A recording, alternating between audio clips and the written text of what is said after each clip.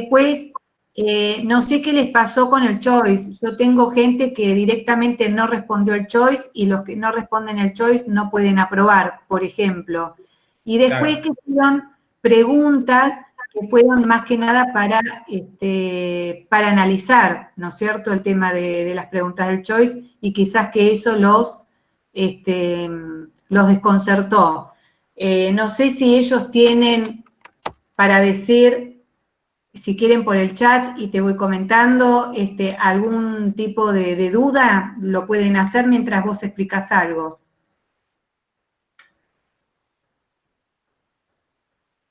Sí. Bueno, ahí está. Listo, perfecto. No me había parecido que...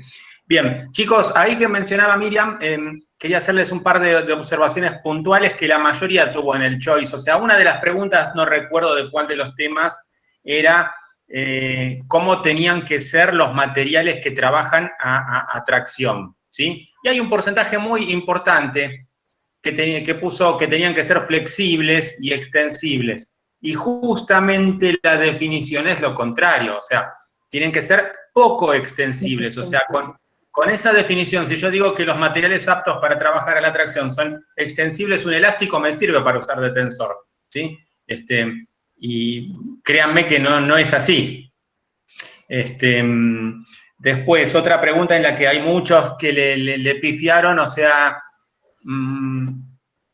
bueno, hacemos alguna cosa en el pizarrón. O sea, hay dos o tres conceptos que son fundamentales y me dio la sensación de que muchos cometieron un pifie importante. Otra pregunta en la que muchos le erraron, chicos, es, si yo tengo un edificio con determinada altura, ¿sí? Esto es un edificio, esto es el nivel de terreno natural, y acá estoy en el nivel de piso 46, qué sé yo. ¿Sí? O sea, esto tiene 140 metros de altura. Bien.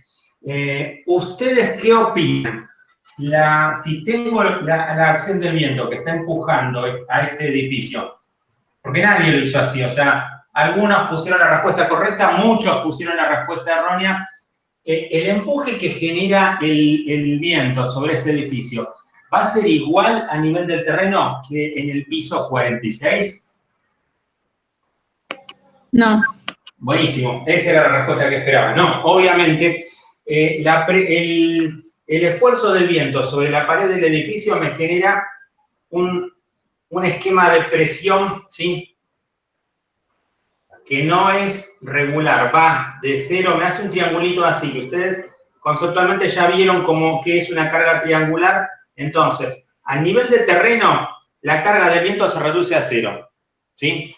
Y en este punto es variable según en cuál es la implantación del edificio, pero en el nivel de la azotea o en el piso superior, como decía la pregunta, es máximo. Este empuje que ejerce el viento sobre un edificio es lo que se conoce como presión, ¿sí? Y si yo este edificio lo viera de costado, porque esto hubiera estado bueno que alguno lo hiciera, ese se sacaba el 10, ¿sí? Entonces yo veo esta pared del edificio, que es esta que estoy representando acá.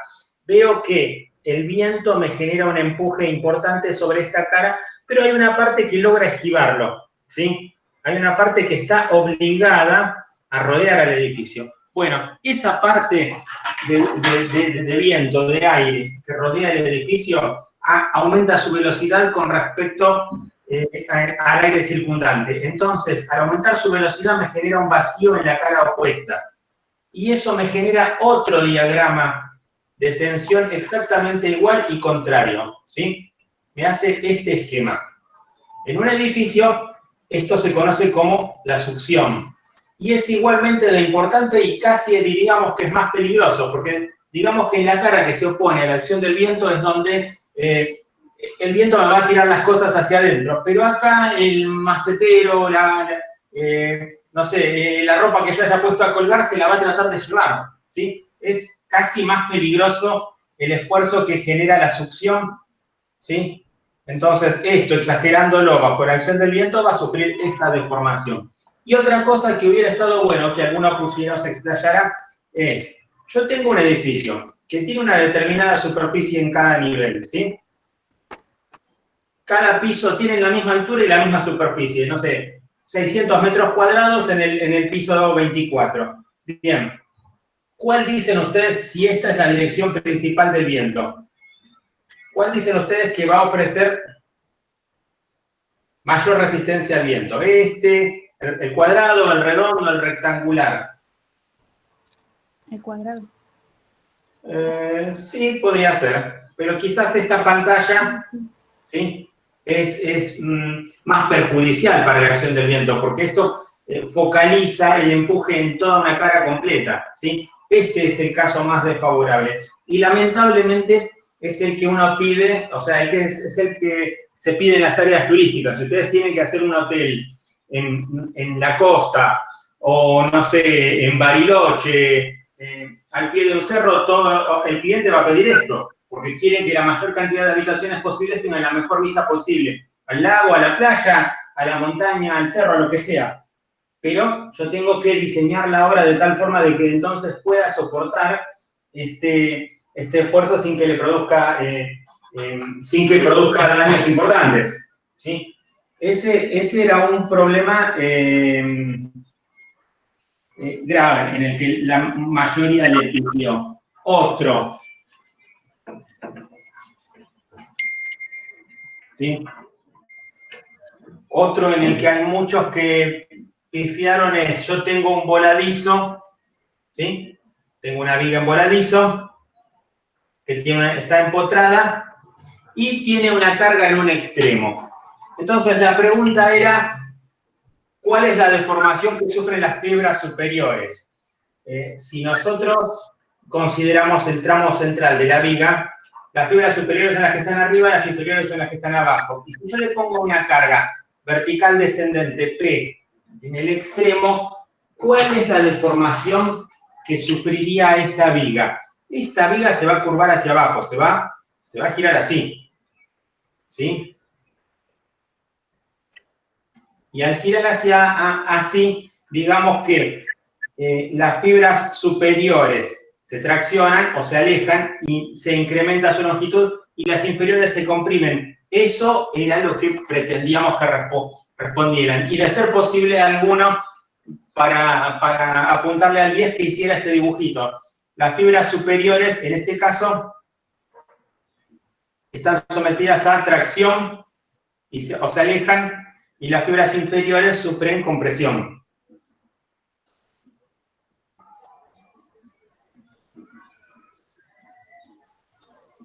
Algunos pusieron que sufría flexión. Es correcto, la viga sufre flexión, pero no lo que se les preguntaba, no las fibras superiores. Otros pusieron tracción, compresión, fueron muy creativos, chicos. No recuerdo qué otro ítem. ¿Vos te acordás alguno, Miriam, que le hayan pifiado así la gran mayoría? Apartado teórico. No, porque pensé en estos que vos me habías dicho. Ahora, si querés, mientras vos avanzás, me fijo en alguna otra, a ver si encuentro. Que le hayan pifiado. Bien, lo que decía Miriam, chicos, de ver algún ejercicio, bueno, vemos algún ejercicio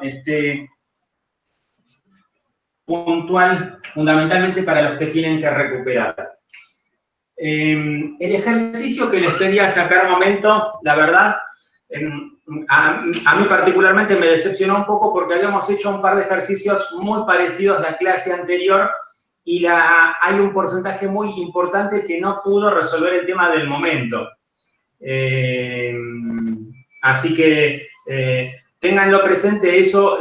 En el caso de que tengan que ir a un final, van a tener un ejercicio muy parecido. O sea, tomen nota, muy parecido. No va a ser idéntico porque va a tener otros valores, pero es probable que tengan un ejercicio con un procedimiento muy similar a ese, ¿sí? Pónganle que tuviéramos que resolver un ejercicio donde yo tengo 3 fuerzas, ¿no? O sea, qué sé yo, no sé. O sea, tengo 3 fuerzas así, y acá me dicen que estas fuerzas están actuando sobre sobre una viga, y necesito ver el momento con respecto a a este punto. ¿Era así, Miriam? ¿Era más o menos así? Me dan 3 fuerzas, P sub 1, Espera porque... Sí, era así. algo así. Sí. P sub 2, P sub 3, P sub 1. ¿Sí? Bien. Fíjense una cosa, en la mayoría de estos casos, no digo en todos los temas, pero en la gran mayoría no eran más que fuerzas paralelas. Entonces, si yo tengo acá una fuerza de 40 kilonewtons hacia abajo, una fuerza de 60 kilonewtons hacia abajo y una fuerza de 20 kilonewtons hacia arriba, 40 más 60 es 100, menos 20 es 80. Hay un porcentaje muy importante que no hizo eso. ¿Se acuerdan que nosotros vimos que teníamos el método del primer cuadrante? Entonces yo tengo acá mi eje X positivo, tengo mi eje Y positivo, acá tengo mi eje X negativo y acá tengo mi eje Y negativo. Bajo ese principio, ¿sí? Todas las fuerzas que van hacia la derecha las considero positivas y las que van hacia abajo también. Por eso digo que este es mi primer cuadrante. Las que van a la izquierda las considero negativas y las que van para arriba también las considero negativas. O sea, como son fuerzas paralelas, yo puedo hacer la suma algebraica de estas fuerzas. Entonces, podría decir en este caso que la resultante es igual a P sub 1 más P sub 2 menos P sub 3. ¿Por qué P sub 3 la resto? ¿Por qué P sub 3 la tomo negativa? Porque va para arriba, es negativa. ¿Sí? Entonces, tengo que hacerlo gráficamente, porque ese es el procedimiento que vimos en estática gráfica, pero me doy cuenta de que esto no es más que 40 kilonewtons, ¿sí? Más 60 kilonewtons menos 20 kilonewtons. ¿Sí? Mi resultante va a ser 80 kilonewtons positiva, o sea, va a ir hacia abajo. ¿Sí? Y va a ser lo mismo, va a valer lo mismo que la equilibrante. Admitir, ahí está. Entonces, ahí trazo el método del polígono funicular para ubicar la resultante en el sistema y no tengo más que calcular el momento al punto o a la recta que me indicaron, ¿sí? Si yo lo quisiera hacer acá, chicos, perdón por los que aprobaron, ¿sí? Pero pasa que es un porcentaje importante el que tiene que recuperar, entonces es preferible bánquenselo un rato y ya sacamos las dudas. Tengo P sub 1, donde terminó P sub 1 tengo P sub 2, donde terminó P sub 2, y ahí hay un porcentaje importante que le pifian. Primer fuerza, la represento tal como está en el sistema de fuerzas. P sub 1 es vertical descendente, ¿sí? Digo, esta es mi escala de fuerzas. Por ejemplo, 10 kilonewtons por centímetro. Entonces, esta que vale 40 kilonewtons la hago de 4 centímetros. P sub 2, que son 60 kilonewtons, la hago de 6 centímetros. Pero donde terminó P sub 2, tiene que empezar P sub 3, pero va para arriba. Entonces, esta tiene que ir para arriba, chicos. Esta tiene que ir así. ¿Sí? Esto va a ser P sub 3. Y mi resultante, sí o sí, yo la voy a dibujar desfasada. Mi resultante, sí o sí, tiene que ir del principio de la primera fuerza a la final de la última. Esto es R, ¿sí? Se nota que empieza donde empieza P sub 1 y termina donde termina P sub 3, que no es más que la última fuerza. Bien, ¿cómo las ubico? Trazo un polígono funicular, un polo 0 donde yo quiero. Rayo 1 donde empezó P sub 1, lo enumero acá, que también a la gran mayoría les faltó. Y eso, si tienen que ir a un final, es bastante peligroso. Donde terminó P sub 1, tiro mi rayo 2, hacia el polo 0 también. Donde terminó P sub 2, tiro mi rayo 3. Y donde terminó P sub 3, que es la última fuerza, tiro mi rayo 4. Bien, ahora ¿cómo hago? Prolongo las rectas de estas fuerzas y voy a pasar el rayo 1 donde yo quiera, con la única condición de que tiene que cortar a la recta de P sub 1. ¿Sí? Tiene que ser paralelo a ese rayo 1. Donde el rayo 1 cortó en un punto a la recta de P sub 1, ahí voy a pasar mi rayo 2. ¿sí? Este es mi rayo 2. Donde el rayo 2 cortó a P sub 2, ahí tengo que pasar el rayo 3, no el 4, ¿sí? Denle bola a esto. Fíjense, muchos siguieron barriendo así como venían y dicen, bueno, el 1, el 2, el 4 y el 3. No, porque yo estoy intersectado en la recta de P sub 2. Y P sub 2 está comprendida entre el rayo 2 y el rayo 3. Entonces, sobre la recta de P sub 2 se tienen que cortar el rayo 2 y el rayo 3, que es este. ¿Sí? Y donde el rayo 3 cortó a P sub 3, ahí sí voy a pasar mi rayo 4. Que va a ser una cosa así. ¿Sí? Este es mi rayo 4. Bien. Mi resultante, ¿dónde va a estar? Donde se corta mi primer y mi último rayo. O sea, me va a dar por acá, en este caso, una cosa así. Donde se cortaron, ahí tengo mi resultante. ¿Sí? La resultante que yo sé que vale 80 kilonewtons. No 120 o 110, como puso una gran parte importante. ¿Sí? Ahora, hay muchos acá que bajaron un par de puntos porque no se dieron cuenta de que esto lo habían pasado cuando lo convirtieron en centímetros, no se dieron cuenta de que la escala era 10 kilonewtons por centímetro. Entonces, si mi resultante daba 100, le pusieron 10. Si mi resultante daba 90, le pusieron 9 kilonewtons. Pero eso, si ustedes dimensionan una viga, por ejemplo, y le achican 10 veces el valor de la carga, saben qué es lo que va a pasar, ¿no? Bueno, otro error que cometieron muchos chicos es, como estas distancias eran pequeñas, ¿sí? No recuerdo ahora, no sé, o sea, ahí muchos cambiaron la escala de distancias. Pónganle, qué sé yo, acá me daba 0,40 metros y acá me daba 0,60 metros.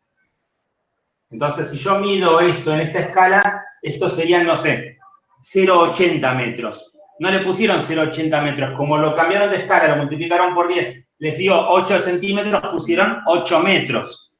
¿Sí? ¿Se entiende, chicos? Hacemos este repaso para que ustedes vean en qué le pueden fijar el que tiene que recuperar. Si yo veo que entre este punto hasta acá tengo 0,60 más 0,40, en realidad es 1 metro, y yo estoy un poquito más cerca, acá podré tener de acá a acá 0,80, 0,90, 0,70, más o menos, pero no puedo tener 9. Hay algo que le estoy pifiando si le pongo un valor tan grande, ¿sí? Entonces, si me piden hallar el momento, no es más que fuerza por distancia, P por D. Entonces, el momento va a ser R, que son 80 kilonewtons, por esta distancia, que esta distancia la mido. Acoto acá y digo que esto es la distancia de la resultante o DR, que en la escala en la que está, tal vez yo utilicé, fíjense, una forma sencilla de que no le pifien, ¿sí? Yo puedo decir que utilicé una escala de longitudes acá, por ejemplo, 0,1 metros por centímetro. Entonces, acá me va a dar, por ejemplo, ¿no? DR me da 8 centímetros por mi escala de fuerzas, que yo acabo de definir ahí. Entonces, DR va a ser igual a 8 centímetros por 0,1 metros sobre centímetro. Centímetro con centímetro se va, 8 por 0,1, DR va a ser igual a 0,8 metros. ¿Sí? Entonces, momento de fuerza por distancia, la fuerza son 80 kilonewtons, la distancia son 0,8 metros. El momento que produce esta fuerza resultante con respecto a este punto de empotramiento va a ser igual a 0,64 kilonewtons metro. Y yo me fijo, con respecto a este punto de empotramiento, esta fuerza resultante, ¿cómo gira? ¿En el sentido contrario a las agujas del reloj o en el sentido de las agujas del reloj? Contrario, ¿no? Sí, contrario. Sí. Buenísimo. Eso es lo que tengo que recuadrar. Bien, no sé si hay alguno que tenga alguna duda de este ejercicio. Sí. Una cosa, si la resultante es inclinada, que ellos sepan que la distancia no va derecho, va a 90 grados de la resultante con respecto al punto. Entonces, eso también es un dato como para que lo tengan en cuenta que yo tuve errores, ¿sí? No sé si fui clara. Ah, sí. Sí. Si la resultante quedó inclinada, la distancia siempre es perpendicular. Ahora hacemos un dibujito. Me estoy acordando de algo de esto, chicos. Hay muchos que se les bajó puntaje porque deben venir del colegio técnico o eran muy buenos en física y lo resolvieron en forma analítica, ¿sí? Yo sé que el momento es fuerza por distancia y sé que la resultante de un sistema de fuerzas produce el mismo momento que el sistema de fuerzas con respecto a cualquier punto. Entonces yo digo que este va a ser un punto A. Entonces el momento de mi resultante, que es lo que me están pidiendo, va a ser igual a P1 por distancia 1 a A más P sub 2 por distancia 2 a A, más P sub 3 por distancia 3 a A, al punto A. Eso es correcto, pero no es el procedimiento que vimos en estática, chicos. Esa fórmula que algunos que hicieron un colegio técnico la conocen, la van a ver el año que viene, junto con el teorema de Varignón, ¿sí? Entonces, no es la forma en la que tienen que resolver esto en estática, porque en ITE lo que vemos es el procedimiento por medio de estática gráfica. Lo que decía...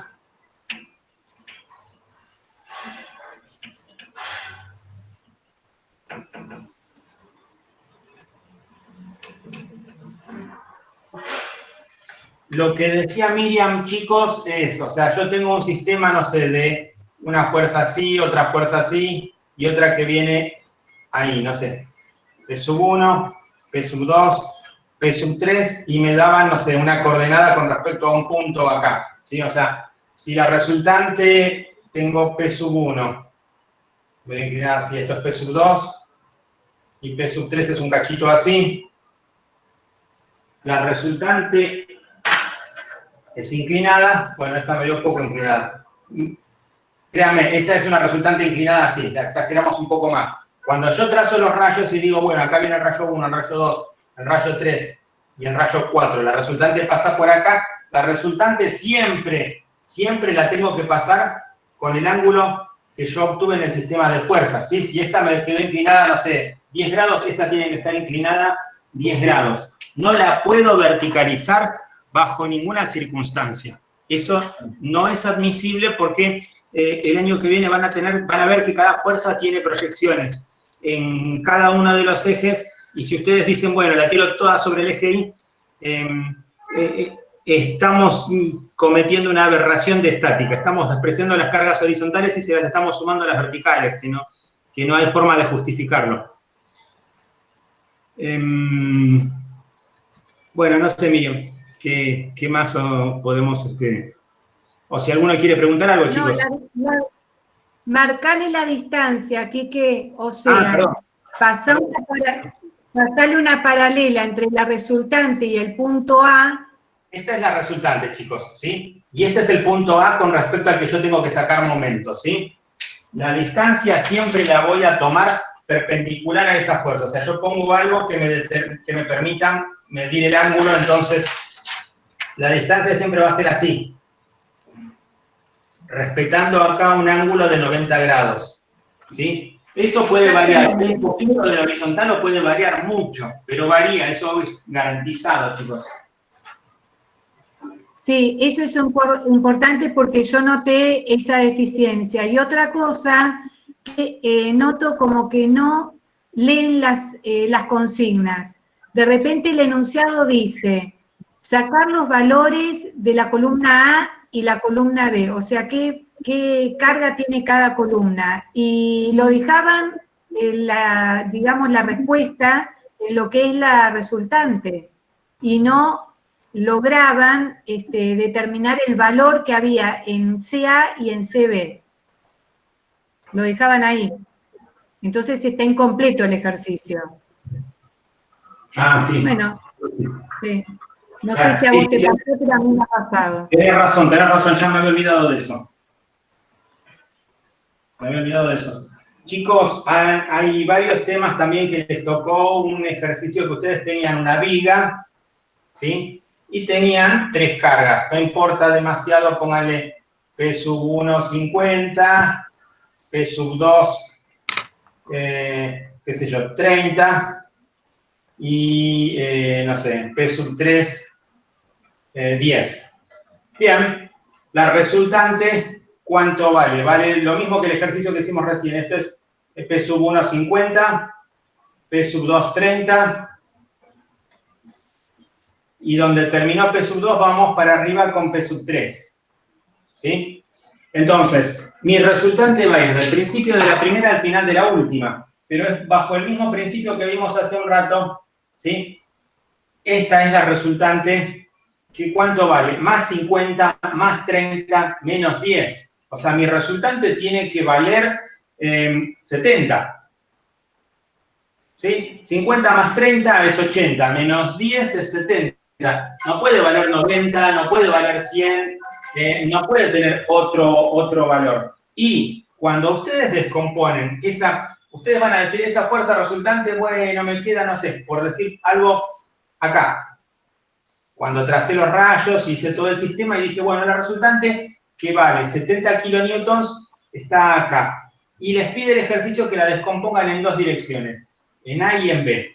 ¿Sí? Entonces prolongo estas rectas, prolongo la recta de la resultante y voy a descomponer esa resultante en A y en B.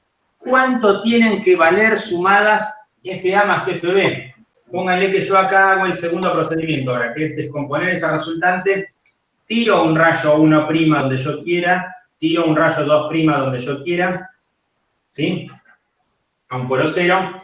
Acá tengo la resultante, entonces trazo una paralela a una prima, donde el rayo 1 por toda la recta de la resultante tiro el 2', ¿sí? Este es el rayo 2'. Y donde 1' corto A y 2' corto a B, ahí vamos a tirar una línea que vamos a llamar una línea auxiliar. ¿Sí? Esta es mi línea auxiliar. Y esta línea auxiliar la voy a descomponer, ¿sí? Acá. La voy a traer acá, paralela a esta. Esta es mi línea auxiliar. Entonces, que hay varios también que cruzaron esto. Sobre la recta A se cortan la línea auxiliar y el rayo 1'. Entonces, esto va a ser lo que va a valer FA. ¿Sí? Y sobre la recta B se cortan el rayo 2' y la auxiliar. 2' y auxiliar, esto va a ser lo que va a valer FB. Pero no importa cuánto valga cada uno. Yo lo que veo es que mi resultante me quedó más próxima al apoyo B. Entonces supongo que FB va a ser un poquito más grande. No sé, invento un valor ahora que tendría que sacar de medir eso y multiplicarlo por la escala. Pónganle que esto valía 70, qué sé yo. Esto valga, no sé, FA 40 y FB tiene que valer 30. La suma de estas dos sí o sí tiene que darme el valor de la resultante. Si no, algo le pifié mal, chicos. En algo le pifié mal. O sea, estas dos sumadas me tienen que dar exacto el valor de la resultante. No tengo opción. Había un tema que se le complicaba un poquito más porque la resultante no les caía acá, les caía en un voladizo. Entonces, una de estas fuerzas iba para abajo y la otra iba para arriba, que técnicamente es sencillo. Hicimos, creo que por lo menos un ejercicio, la clase de repaso antes, pero a la mitad ahí se les quemaron los libros. Bueno, no sé, Miriam, si querés que demos alguno más, o los chicos quieren preguntar de algo, chicos. Yo quiero hacer una pregunta. Sí. Por el tema de las notas. Sí. O sea, como que no dice qué te sacaste. No, yo se las voy a subir al campus, se las pasé ahora. Vos sos interno. Interno. Vos tenés un 6. Un 6, listo. Gracias. No, de nada. Por ahí entraste unos minutos después de que leí la nota. Quédense tranquilos, chicos, que mañana les sumo las planillas. Sí, Quique, entré después por eso. Yo también entré tarde. Decime tu apellido. Aus Carriague, con H.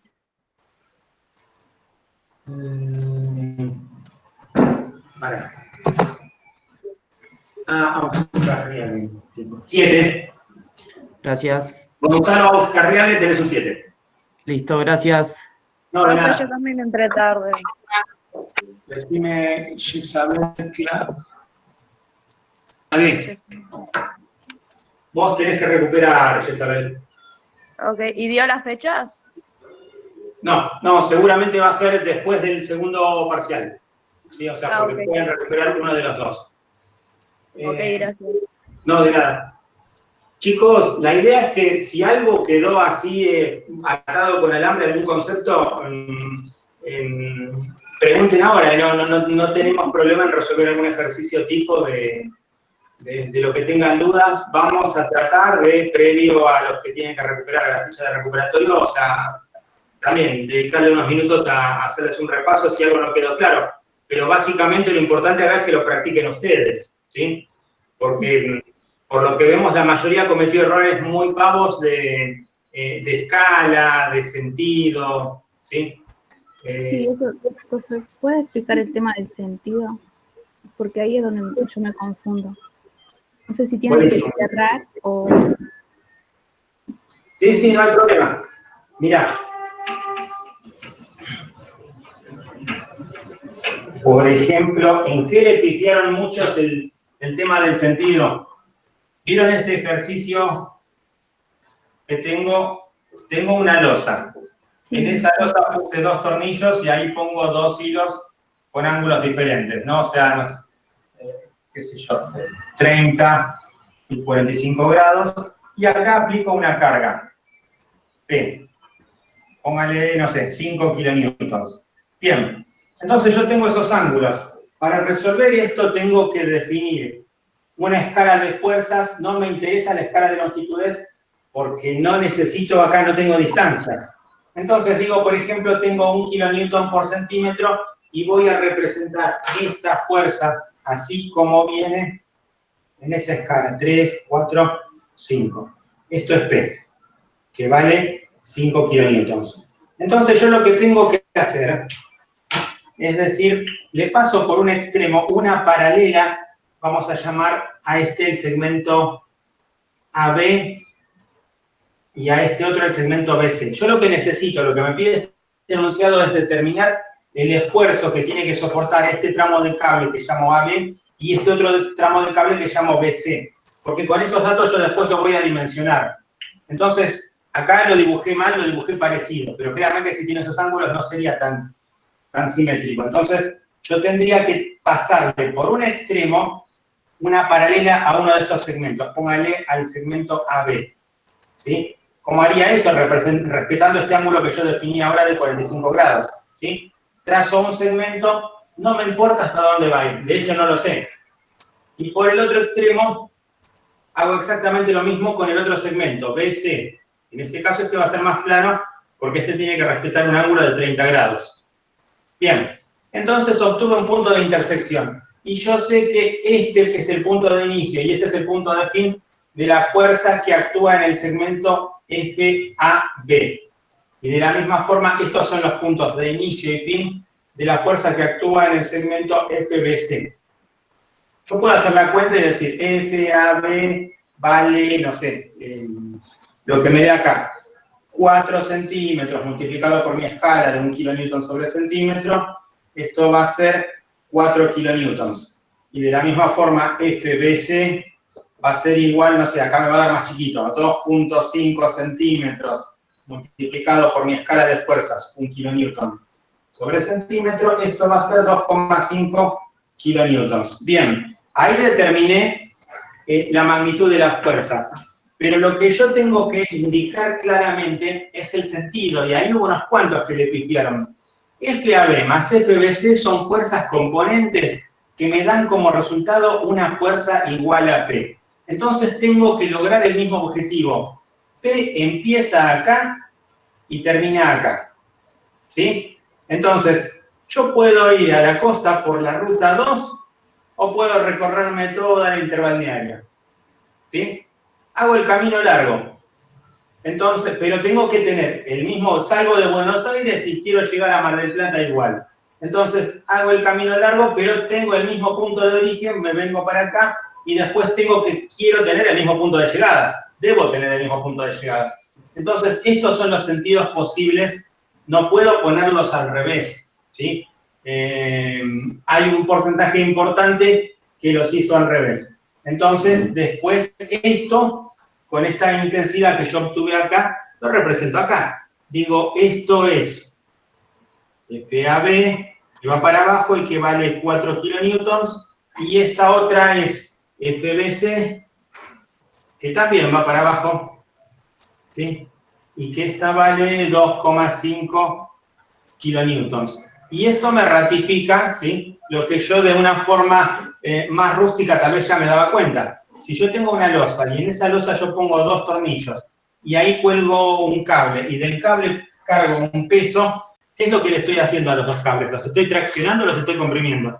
Los estoy traccionando hacia el punto donde yo aplico la carga. Eso es lo que me están representando estos vectores. ¿Sí, chicos? Este tema de los sentidos fue crítico para un porcentaje importante. Si hay alguno que tiene esta misma duda con respecto a otro tipo de ejercicio, por favor, indíquenlo. ¿Ninguno tiene dudas? Si lo haría para arriba, perdón. En caso que sería como cerrado o algo así, aunque se cierra. Sí, o sea, si estos fueran para abajo, fíjate que lo que te están pidiendo es descomponer. Vos tenés una fuerza resultante que en este caso se llama P. Obtuviste las 2 direcciones, ¿sí? Si vos esta fuera para allá y esta fuera para allá, no estarías hallando las componentes que sumadas te dan como resultante a P. Estarías hallando las equilibrantes, ¿sí? Okay. Ese es el error conceptual importante. Pero más crítico que eso, chicos, es que ustedes determinen, o sea, yo en este caso sé que la fuerza que actúa en este segmento FAB está entre el punto de anclaje y el punto donde yo aplico la carga. Entonces, el esfuerzo que está sufriendo ese segmento AB es de tracción. Lo mismo con este otro segmento, BC. Entonces, yo cuando lo tenga que dimensionar, cuando el año que viene aprendamos a dimensionar elementos axiles, ¿sí?, lo voy a dimensionar como un tensor, que es un procedimiento muy diferente de si yo lo dimensionara como un puntal o como una columna. Es totalmente distinto, tiene otros parámetros. En un tensor yo solamente considero la sección. En un puntal o una columna considero cómo es la vinculación, o sea, cómo lo estoy agarrando acá. Tengo otros parámetros como la luz de pandeo, un coeficiente de esbeltez, es mucho más complicado. Pero yo sé que si esto va a trabajar como un tensor, le puedo poner incluso una soga, una cadena, un alambre. Ahora, si en realidad va a trabajar como una columna, como un puntal, no le puedo poner una soga, una cadena o un alambre, ¿no? Eso es lo que queremos que les quede claro, chicos. No van a ver este cuatrimestre el cálculo, pero sí tienen que darse cuenta de la diferencia de cuando tengo tracción y cuando tengo compresión. Cuando tengo flexión, torsión, los conceptos para que los 3 años que siguen sean más fáciles, o un poquito más llevaderos, por lo menos. ¿Alguna pregunta, chicos? Quique, ¿podemos ver lo que dijiste que nos iba a servir para el próximo parcial? ¿Cómo? Que dijiste al principio de la clase que íbamos a ver una cosa que nos iban a servir para el próximo parcial. ¿Lo podemos ver? Sí. A ver, sí. Bien. Lo que les estaba diciendo a ustedes en las clases del parcial tuvieron la teórica de axil, ¿sí? La primera, de tracción. Después tenemos una de compresión. O sea, es importante que ustedes tengan claro ¿Cuándo digo que un elemento estructural que está sometido a un esfuerzo axil? Bien, imaginemos que yo tengo acá tengo una varilla, acá tengo otro elemento estructural, ¿sí?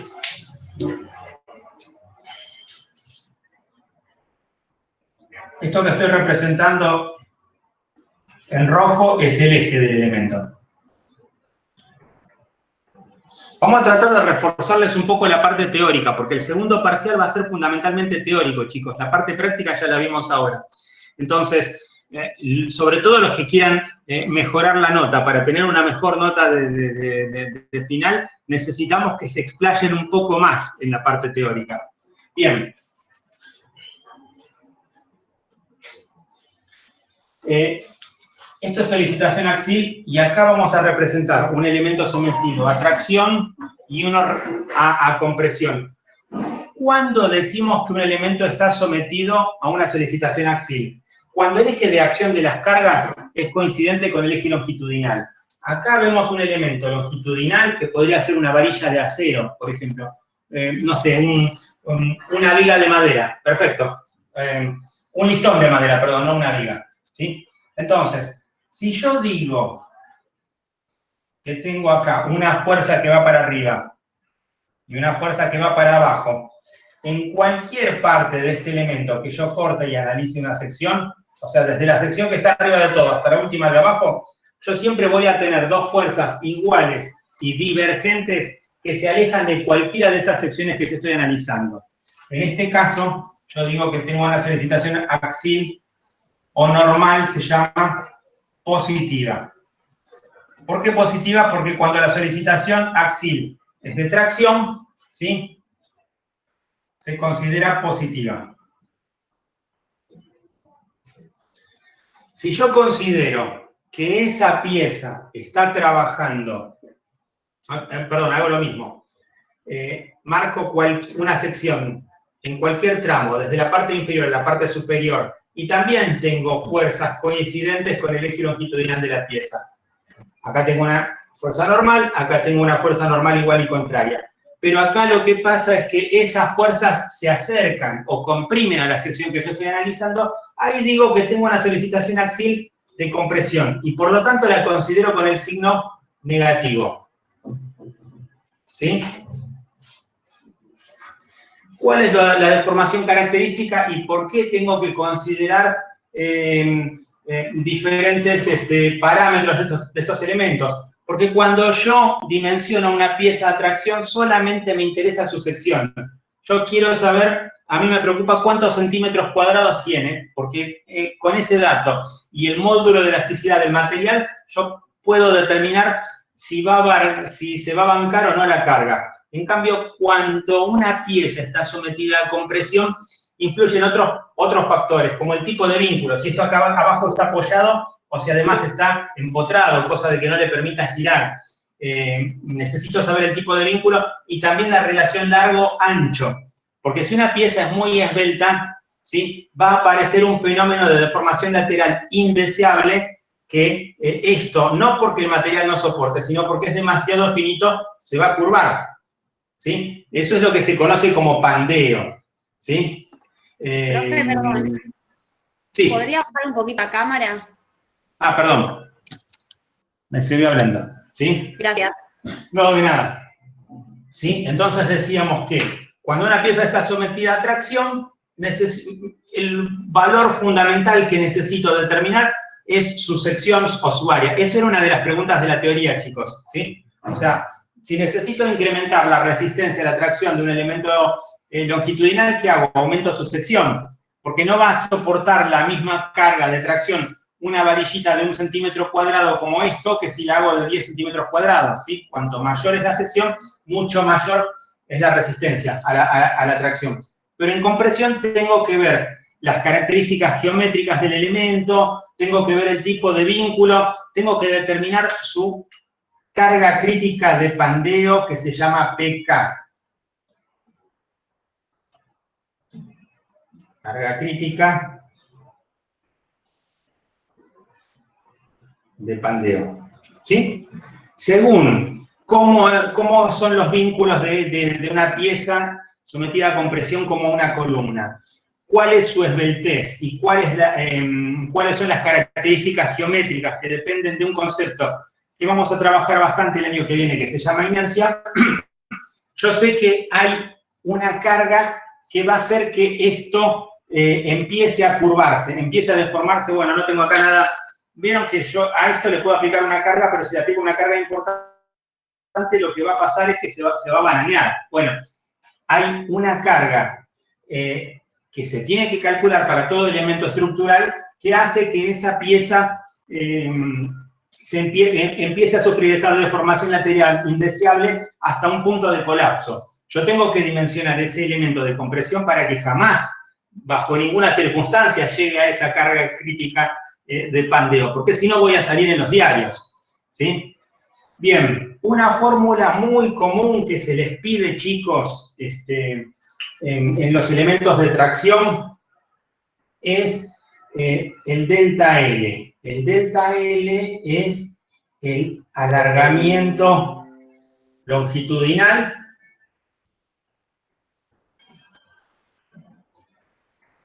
de una pieza a tracción.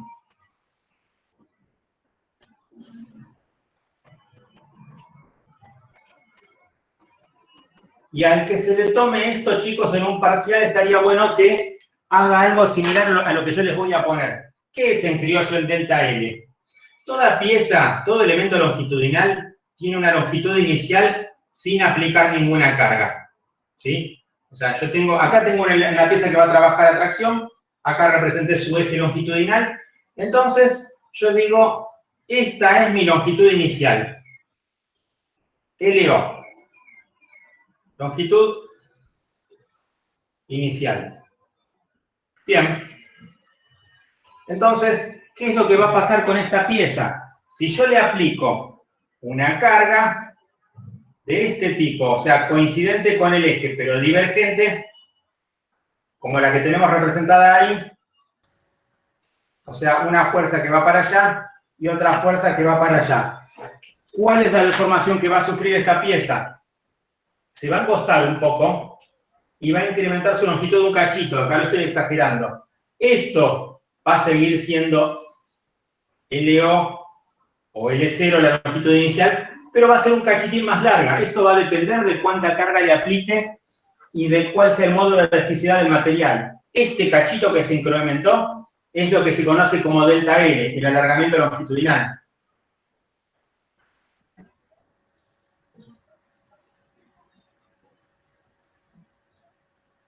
¿Sí?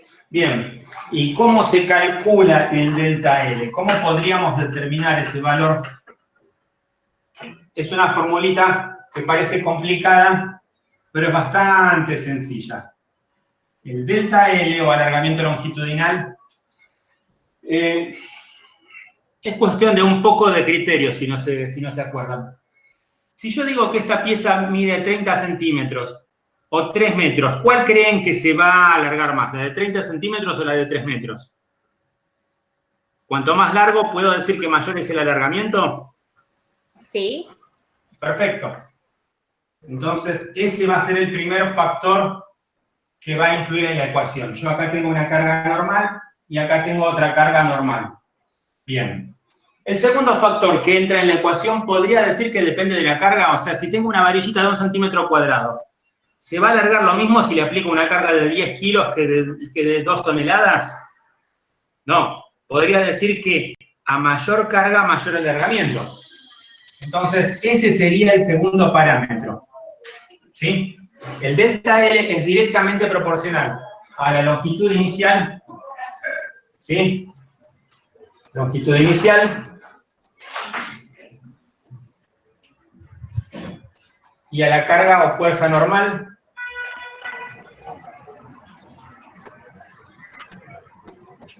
Y es inversamente proporcional, ¿sí?, a un par de parámetros. Yo podría decir, vieron que una de las preguntas, nosotros vimos en resistencia de materiales el tema del módulo de elasticidad, ¿sí? Es la resistencia que opone un material a la deformación y que es una constante para cada material. O sea, el acero tiene un módulo de elasticidad característico, la madera tiene otro, el aluminio, el ladrillo, el hormigón. Entonces, ese es el parámetro que va a ser inversamente proporcional al delta L. El módulo de elasticidad, cuanto mayor sea el módulo de elasticidad, menor va a ser el alargamiento. Por eso esto está dividiendo, está en la parte de abajo.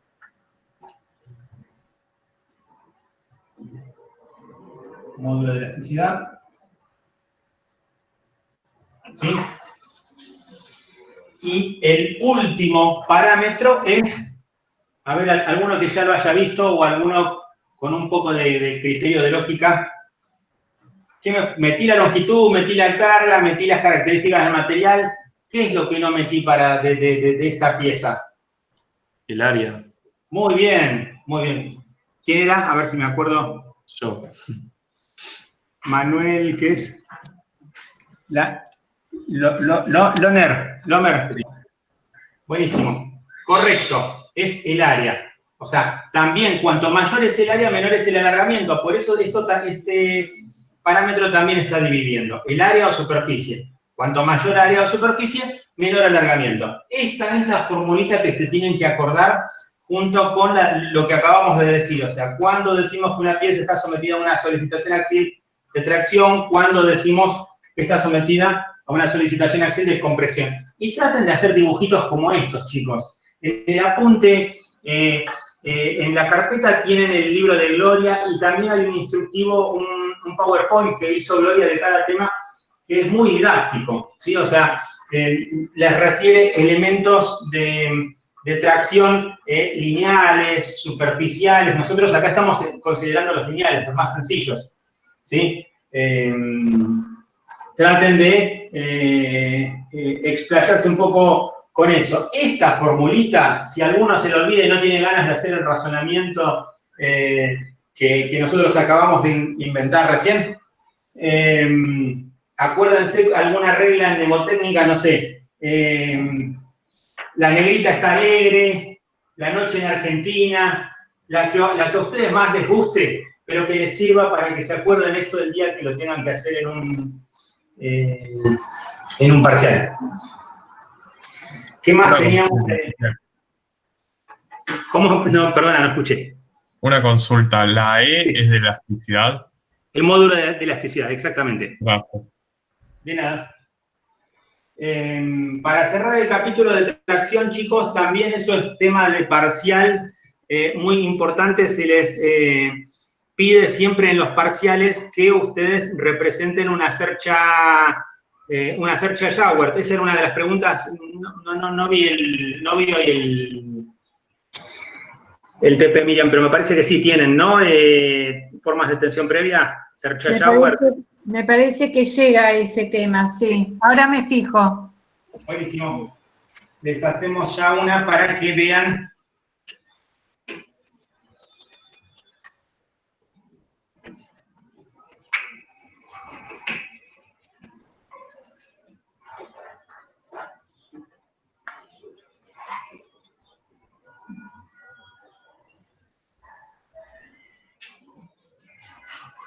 Ustedes, las estructuras de tracción, ¿sí? Tienen que estabilizarlas de diferentes formas. Hay diferentes formas que eso puede llegar a ser también un tema de parcial, para que mantengan su configuración bajo la acción del viento, o sea, o de cualquier fuerza externa. Si yo hago una estructura de lonas tensadas, tipo membranas, necesito que esas mantengan esa forma si yo voy a tener gente adentro. Instalaciones de iluminación, de acondicionamiento, y está una multitud adentro y me agarra una ráfaga de viento, necesito que se mantenga constante. Entonces, puedo tensarlo con cubiertas livianas o con cubiertas pesadas. Las cubiertas livianas las puedo tensar, bueno, tiene muchos dibujitos en el apunte, véanlos, hacia dos semiespacios opuestos, ¿sí? Con doble curvatura total positivo, que suele ser negativo, que suele ser lo más eficiente, o con sistemas modulares como estos. O sea, creo que en el apunte tienen una cosa así que es como tengo un cable colgante, tengo otro cable opuesto, ¿sí? Y vamos a hacerlo de otro color para que se vea. Tengo diferentes elementos de vinculación entre uno y otro. Esta es una de las variantes de una sercha shower. Acá tengo dos elementos de compresión que son estos, que son los mástiles o puntales. Y para el trabajo práctico, chicos, también la idea es que ustedes no solamente peguen una foto, sino que indiquen esto que vamos a poner ahora. ¿Sí? Tengo dos mástiles o puntales, imagínense como una carpa de un circo. Tengo estos dos elementos de compresión y todo lo demás está trabajando a tracción, ¿sí? Yo podría decir, no necesariamente tiene que ir arriba, pero podría decir que en este cable que está entre esta punta y esta punta, yo ahí le apoyo mi cubierta, que puede ser una lona. Pero para que esto no sea simplemente una cosa colgada, y en cuanto me sopla el viento del costado, se deforme, se vaya a la miércoles, lo que hago es le pongo otro cable con una curva opuesta. Y los vinculo mediante esta serie de elementos, ¿sí? Que vamos a llamar pendolones.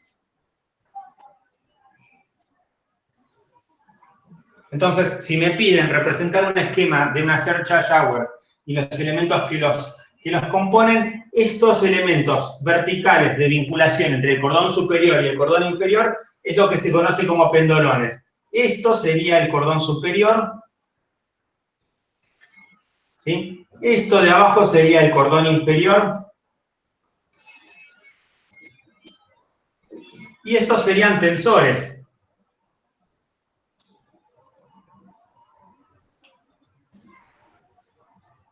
Acá tengo dos tensores. Y acá tengo otros dos tensores. Menos estos dos verticales que son los mástiles, todo lo demás puede ser cable, soga, y obviamente esto no termina acá. O sea, acá tiene un dado de hormigón que le sirve de apeo a esto, y acá tengo un elemento que se llama también muerto. Muerto de hormigón es un elemento al que yo fundo y en el que yo puedo anclar un tensor, pongo un anclaje para estabilizar algo, ¿sí? Esta no es la única variante. Hay muchas, pero, o sea, de sercha shower. De hecho, en el libro tienen las cuatro configuraciones más usadas, pero todas tienen estos elementos: cordón superior, cordón inferior, puntales, tensores y pendolones, ¿sí? Y eso es lo que se pretende que ustedes escriban cuando se les pide esto, cómo estabilizo una cubierta liviana. Otra pregunta que también la tienen en el apunte: ¿cómo puedo estabilizar una cubierta pesada, chicos?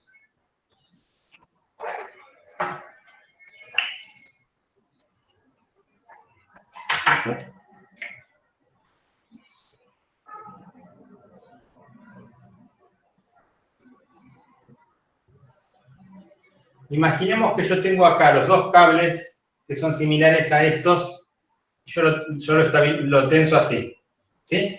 Pero no voy a hacer una sercha shower, voy a decir que esto va a ser una cubierta pesada.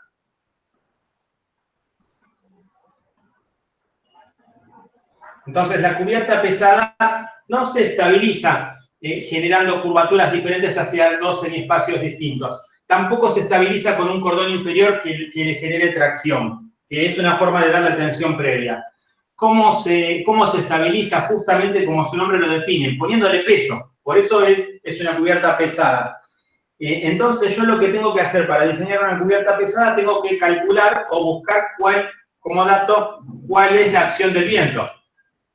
Tengo que determinar cuál es la acción del viento circundante, y esta cubierta pesada debe tener un peso de 3 a 5 veces mayor a la acción del viento. Entonces, conceptualmente es una estructura de tracción, porque yo tengo 4 puntales, la configuración mínima, ¿sí? Y unos cables de tracción. pero mi cubierta no va a ser una lona o un elemento liviano como en este caso, sino que acá puedo poner, no sé, ¿qué les gusta más? ¿Bloques de hormigón? ¿O puedo poner perfiles metálicos, planchuelas metálicas? ¿Puedo poner algún elemento de un peso importante? La única condición es que esto tiene que ser, o sea, si el empuje del viento, por decir algo, es de 20 kilos por metro cuadrado, esto tiene que generar un peso de por lo menos 60 kilos por metro cuadrado para garantizar que esto, sin otro elemento de estabilización, va a mantener esa configuración, ¿sí? ¿Esto qué puede ser? Puede ser un premoldeado, puede ser perfiles, pueden ser tablones, lo que yo diseñe, ¿sí? Que me verifique esa cuenta. No tengo demasiadas exigencias al respecto. Bueno, no sé si tienen alguna... Sí. No, te iba a decir si quizás que quieras hablar un poco sobre curvas funiculares, que a veces también generan un poquitito de dudas. Sí, tenés razón. La parábola y la catenaria, sí. Sí.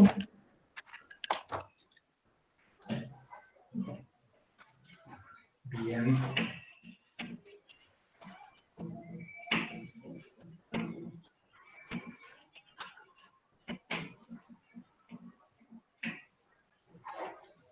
Bien, tenés razón.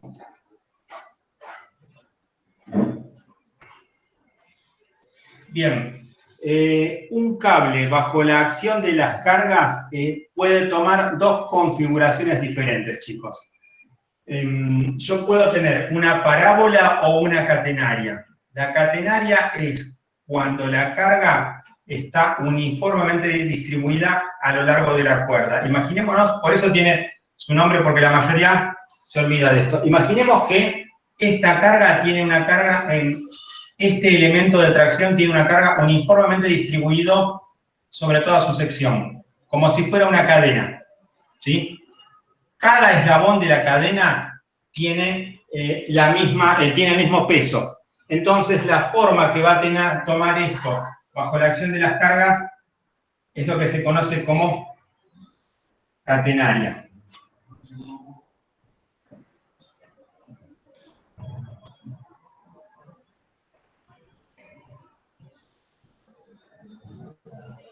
¿Sí? Ahora, cuando la carga está uniformemente distribuida a lo largo de una cuerda y esto lo tiene que soportar,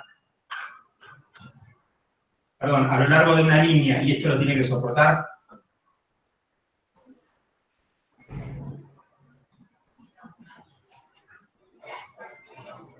y salieron muy parecidos. Este es un poquito más empinado.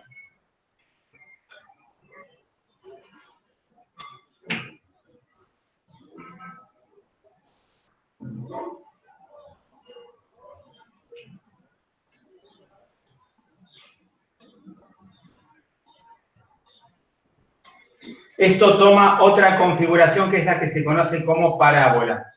La parábola es la deformación que tiene un cable cuando está soportando una carga que está uniformemente distribuida en todo el tramo a lo largo de los apoyos. O sea, la parábola es la forma que tomaría, por ejemplo, un cable que tiene que soportar el tablero de un puente colgante, ¿sí? Con ese concepto se arman las estructuras de los puentes colgantes. En cambio, la catenaria es cuando yo tengo la carga distribuida uniformemente, no a través de una proyección horizontal como en este caso, sino distribuida uniformemente sobre todo el largo de la pieza, acompañando la forma de la misma. No sé si se entiende, chicos, conceptualmente. ¿Sí? Más o menos. Catenaria viene a ser una cosa más así, y la parábola es un poquito más, más ahí. Igualmente son bastante parecidas. Creo que en el PowerPoint que hizo Gloria, le subió como un dibujito con más detalle de esto. O sea, denle un vistazo, pero esto también es una pregunta muy común, ¿sí? Conceptualmente, una parábola es la forma que toma una cuerda cuando tiene que soportar una carga uniformemente distribuida sobre un eje horizontal. Y la catenaria es la forma que toma una cuerda que tiene que soportar una carga uniformemente distribuida sobre toda la longitud de la misma. Ahí está. Esa es la definición que no me salía. Perdón, entonces, ¿cómo es? Perdón que pregunte. Sí, no hay La problema, no hay parábola problema. es la forma que toma el cable cuando Sí. las cargas están uniformemente distribuidas sobre una forma horizontal. La parábola, sí, es la forma que tiene que soportar un cable que está soportando una carga uniformemente distribuida sobre una línea o un eje horizontal. ¿Sí? Sí. En cambio, la catenaria es la forma que toma el cable cuando tiene que soportar una carga uniformemente distribuida sobre la misma línea sobre la cuerda. Ahí está. Buenísimo. Sobre la cuerda. ¿Entendés? O sea, vos tenés un cable muy pesado o sea, tiene 30 centímetros y le pones dos apoyos a 20 centímetros, la forma que va a tomar no es una parábola, sino es una catenaria. ¿Sí? En cambio, cuando vos tenés un cable y le haces soportar una carga uniformemente distribuida abajo, que se la colgás, eso va a ser una parábola. Buenísimo. Muy bien. No sé qué más. No, yo estuve viendo el práctico y no hay mucho más, porque habla sobre explicar los sistemas de forma activa, el esfuerzo de tracción, después características del esfuerzo de la tracción pura, cuál es la deformación característica, que eso lo dijiste ahora al principio, Quique. Después Sí. lo de las curvas funiculares, que es la cuarta, los materiales que trabajan a la tracción, cuáles son las propiedades fundamentales, la geometría, cuáles son las distintas posibilidades formales de la estructura de tracción pura que tienen que graficar, lo de las cubiertas livianas y pesadas, que ya lo dijiste, y después el desarrollo de análisis de una obra, ¿sí? Que está puesto un par de, digamos, de imágenes, y en el cual dice que señale en la imagen los elementos estructurales que conforman y definan la obra dentro de la tipología de tracción pura, describa las características de cada uno de ellos. Indica el recorrido, el B sería indica el recorrido de las cargas para que la estructura sea sustentable. C marque los esfuerzos y solicitaciones que aparecen en cada uno de los elementos estructurales. Desarrolle cómo se materializan estos elementos componentes y las propiedades de sus materiales. Describa y marque cuál es la geometría de la superficie que se desarrolla en la obra, indicando generatriz y directriz, y cuáles son las ventajas y desventajas. O sea que ellos, a través de la imagen que está puesta ahí en el práctico, tienen que ir marcando todo esto, tienen que imaginarse cómo cada elemento intuitivamente lo tienen que hacer, cómo cada elemento va a trabajar a través de la imagen, en función a todo lo que Quique recién habló y en función a lo que está puesto en la teórica. No sé, Quique, ¿querés decir algo más? No, creo que ya está. Sí. Por ahí, ¿Puedo chicos, hacer una consulta? Sí, te escuchamos. Más que nada es administrativo. A nosotros nos corrigieron un trabajo práctico y lo tenemos que volver a subir, pero no sabemos cómo, porque cuando entramos a la pestaña para entregarlo no tenemos ninguna opción para resubir el trabajo. Entonces tenemos pendiente todavía un trabajo para... ¿Vos qué grupo sos? ¿Vos sos alumno Grupo 1. ¿Cómo? Sí. Grupo 1B. Bueno, ahora mientras Quique habla, antes de que termine el día, digamos, te voy a habilitar, a ver si es eso, y vos tratás de subirlo, ¿sí? Ya me estoy Dale. metiendo y estoy fijándome. Y otra preguntita, Miriam. El trabajo número 4, ¿llegó? ¿Se subió? Porque nosotros no subimos y todavía no hay una corrección. Es el de la semana pasada. Mirá, seguramente si ustedes no lo subieron en tiempo y forma, que fue antes del parcial, yo después ya no lo corregí porque estuve abocada a los parciales y no llegué a terminar de corregir los de resistencia. Corregí los que los subieron en tiempo y forma. El resto los tengo que corregir. Ah, está bien. Igual nosotros sí lo subimos antes del parcial, lo subimos el miércoles a la mañana, entonces tipo igual. Bueno, que... por eso, ese mismo día, pero yo había corregido hasta el domingo, ponele. Ah, ¿Entendés? está bien. Ah, Ya sí, lunes, bueno. martes y miércoles no llegué a corregir, y si ustedes lo subieron el mismo miércoles, no les corregí, pero va a estar corregido. Quédate Ah, tranquilo. está bien. Buenísimo, entonces. Gracias. No, por nada. Bueno, buenísimo. Sí.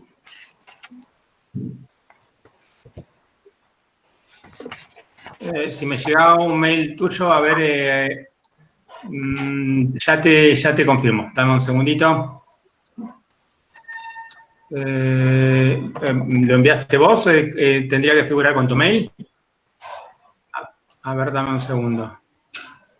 Díaz. Perdón, que recién el chico que me habló, no sé qué trabajo práctico, porque estoy metida ahí en el campus, pero no sé de qué trabajo práctico me estás hablando. Decime qué TP, aquí yo te habilito. El que tenemos que resubir es el de vínculos, el número 3. Dale, ya me estoy fijando. Dale, gracias. María del Rosario Díaz, así me tendría que figurar el mail, perdona.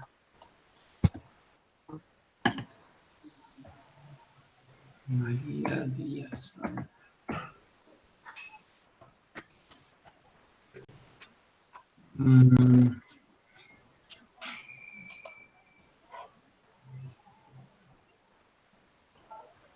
Ah, sí, de hace unos días ya, para que tomo nota de eso. Lo tenía traspapelado, menos mal que me lo recordaste.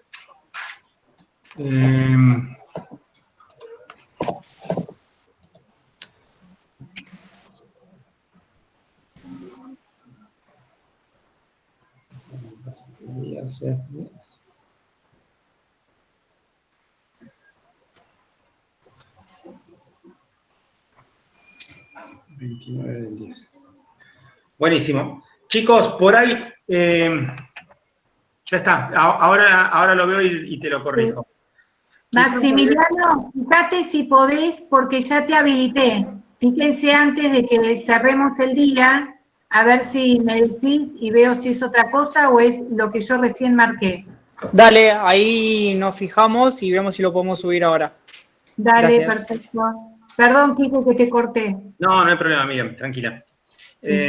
La idea sería que traten de explayarse un poco más en la teoría, porque a ver, no todos, pero sí un porcentaje importante estuvo bastante flojito en el tema teoría, ¿sí?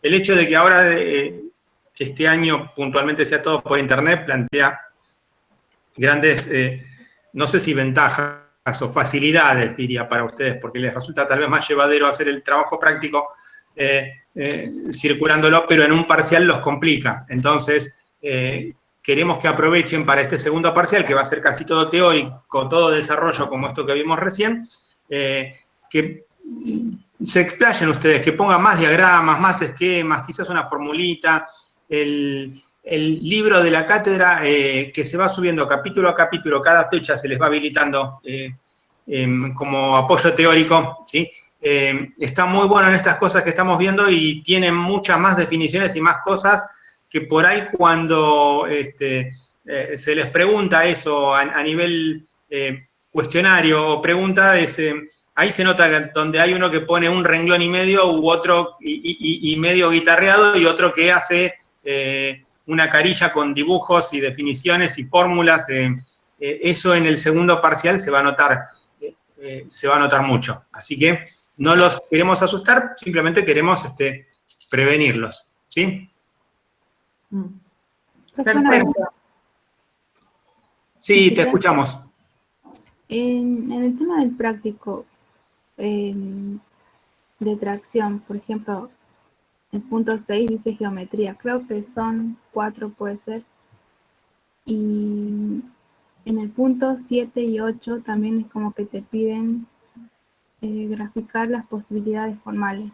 Como que se repite, se vuelve a dibujar lo mismo o algo así, no entendí A muy bien. ver, dame un segundo. A ver si lo tengo impreso. ¿Vos lo tenés a mano, Miriam? Concretamente, creo lo que pedí ese. Lo que pasa es que no entendí la pregunta que hizo. Dice que se repite la pregunta, o sea, debe estar referido, no sé, en una a posibilidades formales, no recuerdo ahora concretamente. Pero en el práctico que tienen que hacer hoy, Claro, de tracción dice. A ver, aguantamos un segundo que ahí me fijo. bueno, pero yo lo tenía el práctico y es lo que leí recién. Claro, pero dice que la pregunta 7 y 8 es lo mismo, pero eso es, no es posible.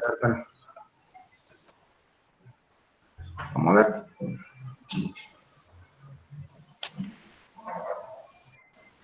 Miriam, quería avisarte que es eso lo que hiciste, ya tengo habilitado para subir el trabajo. Ahora el compañero de mi grupo que tiene el trabajo lo sube, pero ya lo tenemos habilitado para volver a subirlo. Gracias. Ah, perfecto, buenísimo.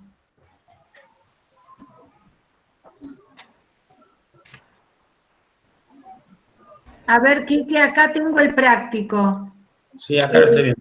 La pregunta 7 y 8 habla sobre cubierta liviana y pesada. Sí.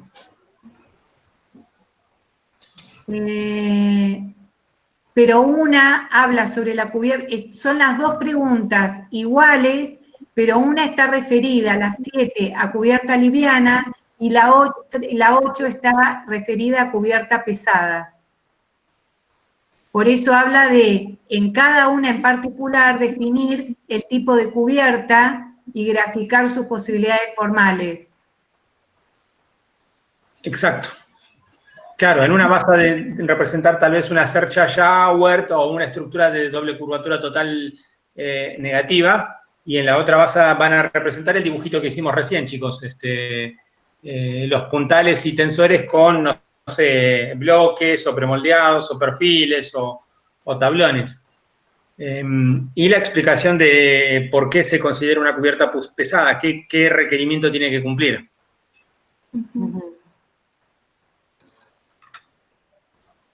Bueno, ¿Sirve la respuesta? ¿Alguna más, chicos? Parece que no, Miriam. Bueno. Si no tienen ninguna consulta más, como quedamos por definido y terminada la clase de hoy, salvo que quieran consultar algo más.